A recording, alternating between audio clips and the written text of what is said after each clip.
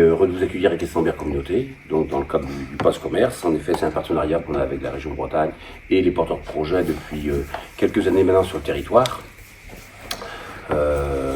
C'est pas anodin, ça montre de la volonté politique un peu qu'ont les élus sur le territoire de Questembert Communauté, comme d'autres territoires. On n'est peut-être pas unique en ce genre, mais nous on apporte un point important à aider l'économie. Alors on le fait sur la partie agricole dans un autre cadre, mais on le fait aussi pour le Pass Commerce, pour tous les porteurs de projets qui s'installent. Il y a aussi l'aide au dernier commerce dans certaines communes, mais qui est quelque chose de différent. C'est au dernier commerce alimentaire, à l'origine de l'idée c'était ça. Là, ce qui nous concerne aujourd'hui, donc, sont les TPE. Et puis, ce que je peux dire aussi, c'est que sur les 960 000 € qui ont été investis sur le territoire, eh bien, on en a 140 000 qui ont été donnés aux entreprises locales, donc dans le cadre de ces aides. La vitalité de chaque bourg, de Questembert Communauté est importante, et donc à chaque fois qu'on peut aider un commerce, on fait à la vraie croix, on me dira on le fait, et ben on en est très heureux. Et puis les relations avec nos financeurs habituels, région, département, etc., ben, ça faut les entretenir. On peut dire qu'avec la région, ce système-là fonctionne plutôt très bien. Voilà, je laisse Maxime qui est en charge de la vice-présidence à l'économie complétée, puisqu'il sera peut-être plus technique, et puis pour ne pas dire évidemment un mot pour la région. Mais avant tout, peut-être qu'on peut démarrer le tour de table. Jean-Frédéric, tu peux peut-être te présenter pour faire un tour de table. Jean-Frédéric Berger, Ouest. Dire d'abord que ce dispositif Pass Commerce est un dispositif très populaire partout en Bretagne, parce que la plupart des communes qui ont un commerce ont été au moins une fois accompagnées par la région. Sur Questembert Communauté, c'est simple, c'est 13 sur 13. 13 communes, toutes les communes ont été un jour concernées par le dispositif. En tout cas, les commerces des communes ont été concernés, ce qui veut dire qu'il y a une forme de vitalité partout dans toutes les communes du territoire. Donc ça, c'est vraiment le point le plus positif. On a très peu de dispositifs qui peuvent aller aussi loin dans le détail territorial. Donc là, c'est le cas. C'est vraiment précieux. C'est un partenariat avec la région qui nous engage jusqu'en 2028. Je dis un peu 29, mais c'est 28. En réalité, les intercommunalités ne peuvent aider l'activité économique que si elles contractualisent avec la région, parce que c'est la région qui a la compétence économique. Et donc, de l'importance, de la qualité de ces conventions. La nôtre, comme la plupart des intercos, comprend ce volet commercial. Il vient à point dans un moment qui est compliqué dans le renouvellement des commerces, parce que comme dans la plupart des activités économiques, on est à un moment où les commerçants de la génération du baby-boom arrivent à la retraite. Et donc la question de la transmission des commerces est une question délicate. Et la question du coup de l'investissement pour les commerçants qui s'installent à la reprise, c'est un moment qui est un moment un peu fragile, difficile, d'abord parce qu'il y a des enjeux financiers de reprise qui sont pas simples. Et puis il y a évidemment parfois des réorientations d'activité ou alors des réajustements. Un restaurant, c'est jamais celui du prédécesseur, donc il faut se le réapproprier. Il y a souvent une vision de ce qu'est la salle, de ce qu'est les aménagements. Et donc tous ces petits travaux, entre guillemets, qui sont des dépenses supplémentaires au moment de l'acquisition, c'est des travaux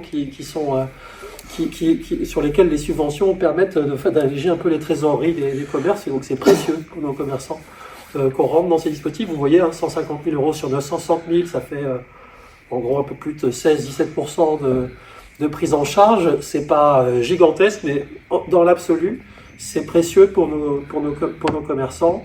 Et ça vient parfaitement compléter le dispositif existant, Petite Ville de Demain étant une clé importante pour les deux principaux bourgs du territoire.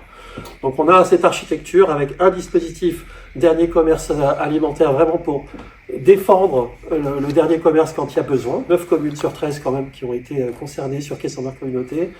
Le Pass Commerce qui est le dispositif, j'allais dire, de droit commun, celui qui est le plus connu des commerçants, le plus utilisé. Et puis Petite Ville de Demain pour vraiment réfléchir à l'armature des deux principaux bourgs du territoire. Voilà, donc la politique d'accompagnement de nos commerçants, encore une fois dans un moment compliqué sur le plan financier, y compris parce qu'on a des loyers trop élevés, parce que globalement on a les loyers de la ville de Vannes, pour le dire vite, c'est pas tout à fait logique. Et donc on a ces besoins-là, et j'espère qu'ils seront, d'abord ils sont encore pérennes pour 3 ans, mais ils seront en tout cas efficaces. Voilà ce que moi je pouvais dire. Paul il va rajouter 2 mots, mais je pense qu'il y a, sur le fond, il se situe en phase. C'est vrai que c'est pérenne pour l'instant, hein, on en a encore pour 3 ans, on verra bien. C'est pas la politique certainement qui sera la plus impactée, malgré les restrictions budgétaires qui certainement vont encore nous tomber dessus au prochain budget, et sur vous aussi d'ailleurs, parce que les communautés de communes, ce sera pareil. Je me souviens, à la région, on a voté ça, effectivement, ça avait été présenté par le président de région, qui disait que finalement, dans les dispositifs qu'on avait, on n'avait pas beaucoup de dispositifs capables d'aider le petit commerce. Et que c'était une vitalité de nos campagnes, et donc il fallait y faire attention. D'où cette idée de sortir un partenariat avec la communauté de communes qui a aussi la compétence économie, et leur dire, bon, on se met ensemble, on fait quelque chose qui aidera. C'est pas ça qui va faire le commerce, évidemment, hein.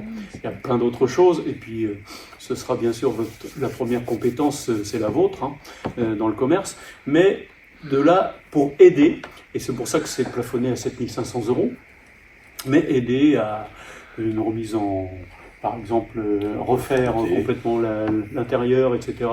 Alors, c'est différents commerces, parce que ça va de la coiffure au commerce, alors pas mal de commerces de bouche, heureusement on en a encore beaucoup chez nous, évidemment les restaurants, et puis différents commerces. Alors, et finalement, en tout cas, tous ceux de l'Est du Morbihan, toutes les communautés de communes ont conventionné avec la région. Que ce soit Ploërmel au BC au nord, et que ce soit Arcis de Bretagne au sud, et Questembert qui se trouve entre les deux. Et alors ça finit par faire des sommes assez conséquentes, effectivement, puisque sur l'ensemble de Ploërmel, on doit être autour de 60 millions, quelque chose comme ça. Et alors je ne me souviens plus, Jackie qui était avec moi, effectivement, quand on a fait ça sur Ploërmel, et ça... L'écho qu'on en a, à la fois des élus locaux et des gens qui l'ont utilisé, c'est que ça leur donne un bon petit coup de main. Tant mieux, c'est fait pour ça. Donc, si en plus on peut être utile, tant mieux. Voilà, on est très content d'avoir pu vous accompagner. On va vous laisser peut-être présenter vos différents commerces. Pour ma part, c'est une boulangerie-pâtisserie. Nous avons suscité le pass commerce pour justement acheter des machines de froid. Donc il faut savoir que nous, dans notre métier, c'est des machines qui sont très très onéreuses. Et du coup, avec le pass commerce, ça nous a permis justement de pouvoir offrir des machines à nos salariés qui permettent justement de gagner du temps et de gagner du coup en confort. Donc voilà, c'était une belle opération, et on espère pouvoir justement la renouveler bientôt. Et à l'Avray-Croix ? Eh bien, nous déjà, nous arrivons d'une autre région, donc dès notre arrivée, on nous a proposé cette aide, donc on était ravis, c'était vraiment un bel accueil, déjà bien accueilli par le maire de l'Avray-Croix, Pascal Guiblin, vous connaissez aussi. Donc ce pass commerce, nous on ne le connaissait pas, c'est notre comptable en Bretagne qui nous l'a proposé. Donc qui travaille à l'ADIP Bretagne, peut-être vous êtes accompagné par eux aussi. Et ensuite, on a été en contact assez rapidement avec Monsieur Lemoine, ici à la communauté de Questembert, qui nous a proposé ça en complément, et on a été, je dois le souligner, très très bien aidé pour le dossier, puisque c'est Monsieur Louis de la CCI qui nous a aidé à faire tout le dossier en lien avec Monsieur Lemoine. Donc il a été vraiment chouette, parce que quand on est arrivé, on avait aussi d'autres préoccupations en plus que des dossiers administratifs, donc ça a été une vraie aide d'avoir cette aide du CCI pour compléter le dossier. Donc merci aussi à ces deux personnes. Nous, effectivement, ça nous a aussi aidé à l'installation de la cuisine professionnelle, puisque on a repris la crêperie de l'Avray-Croix, mais le chef ici présent, Gilles, travaille vraiment sur un autre type de cuisine, plus bistrot gastronomique. Donc on a dû investir dans un vrai outil de cuisson, on a changé tous les frigos, etc. Donc ça nous a vraiment aidé à cet investissement-là. Donc c'était effectivement une vraie aide aussi. Et concernant l'appréciation par rapport aux petits villages et aux TPE. Bon, nous, on travaille que tous les deux, c'est un choix aussi de travailler à deux sur une vingtaine de couverts. C'est qu'on se rend compte que faire vivre les villages, c'était vraiment attendu. Notre restaurant a une très bonne réponse dès le départ. On a énormément de clients de Questembert qui viennent nous voir depuis le départ. On touche maintenant pas mal Sulniac et Elvin, donc on répond à une attente sur tout le bassin vraiment local, et ça c'est chouette, et donc vous participez aussi au quotidien, on va dire, des habitants du territoire, de pouvoir aider comme ça les artisans locaux dans les villages. Ça on le ressent très fort, donc merci encore pour cette aide. On travaille énormément avec les producteurs locaux en direct, et donc le fait de fonctionner au cœur du village, on travaille en direct, donc on participe à la vie économique hyper locale en circuit court, puisque on va dire 60-70% de notre base brute vient directement de fermes alentours. Donc le fait d'être là, au niveau agriculture, on permet...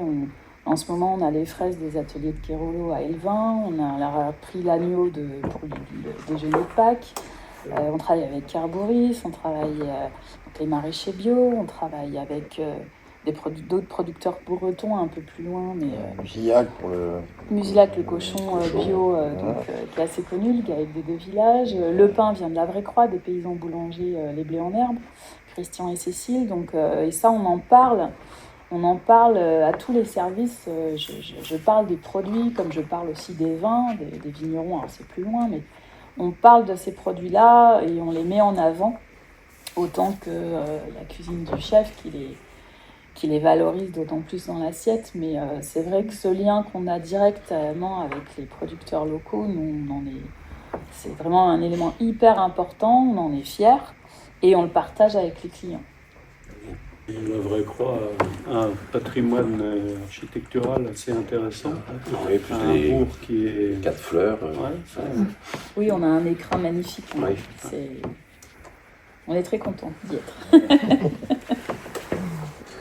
L'inauguration, c'était en novembre, c'est ça? Oui, Oui. Tout à fait. Oui, tout a été dit quasiment. 25 entreprises aidées, 5 qui se rajoutent. Et puis vous avez vu sur votre dossier de presse, le journaliste, la variété des gens qui sont touchés, donc de la e-commerce, du bar, des coiffeuses, des épiceries, donc 4 salons de des coiffure, cavistes, des opticiens, enfin ça touche vraiment tout un panel. Et puis ce que les porteurs de projet viennent de dire, c'est qu'en fait il y a une bonne collaboration. Région EPCI, mais on travaille aussi à la Chambre de commerce, donc ça fait une multitude